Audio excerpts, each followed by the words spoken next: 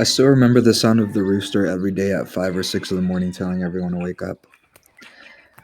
I still remember what it was like growing up in a farm in the valley of Mexicali. I remember running around with unlimited space.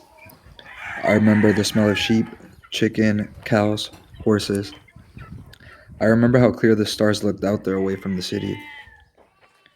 As a child, one has no worries, and growing up there was pure bliss for me. My favorite part about it all were the horses. My older cousins and uncles all knew how to ride, so naturally I looked up to them and wanted to be like them.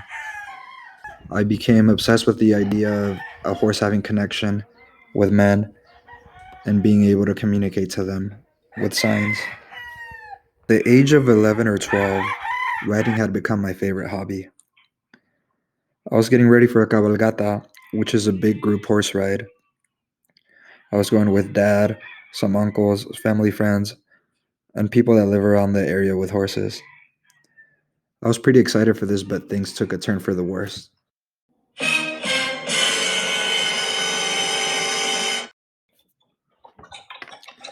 The ride was going well until we approached a street road to cross it, where a freak accident happened. One of the drivers on the road started getting impatient and started honking very loudly. This caused the horse to get scared and go crazy. The horse stood on his back legs, launching my Uncle Jose about 12 feet in the air. Unfortunately, he landed headfirst on a rock that was roadside. He immediately started shaking, having a seizure. It was one of the scariest things I had ever seen. About a year later, my family decided that it'd be best for my mother and siblings to move from Mexicali to Chula Vista. I was really upset about the move. I didn't want to go. I wanted to keep my Mexicali friends. I wanted to keep living my same lifestyle. But they said it'd be best for us to find a better education up there, a better job, and just an overall lifestyle. I experienced the 4 stages of culture shock, beginning with a honeymoon. I realized the best part about San Diego would be the weather, the beaches, and overall the location. Then came the anxiety stage.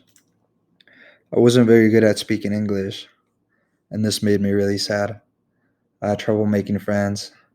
I'd feel lonely often, and I wanted nothing more than anything than to go back to Mexicali. Then came the adjustment period. I started making some friends. In an attempt to keep these friends and be likable, I hated bringing up stuff about my past. I tried to suppress all my memories about the farm, riding horses. I'd go back to Mexicali, but I hated it. It just wasn't the same. I really wanted to fit in San Diego, and saying you're from a farm in Mexicali isn't going to help that cause. The times I would go down to Mexicali, I wouldn't ever ride a horse. Apart from the resentment of the move, apart from my uncle's accident, I just got over it. It wasn't the same.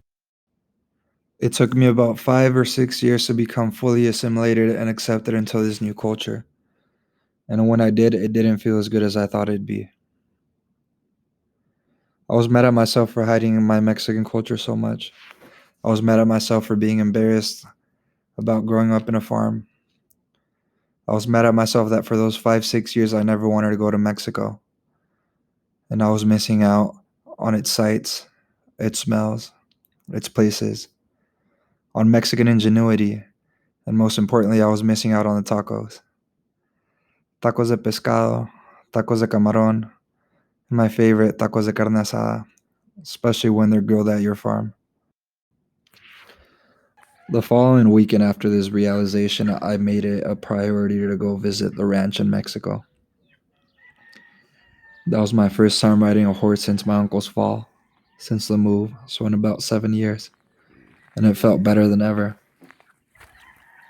Ever since then, I use that analogy in my life whenever I'm down or whenever something negative happens, to not be afraid to get back on the horse, because it gets better.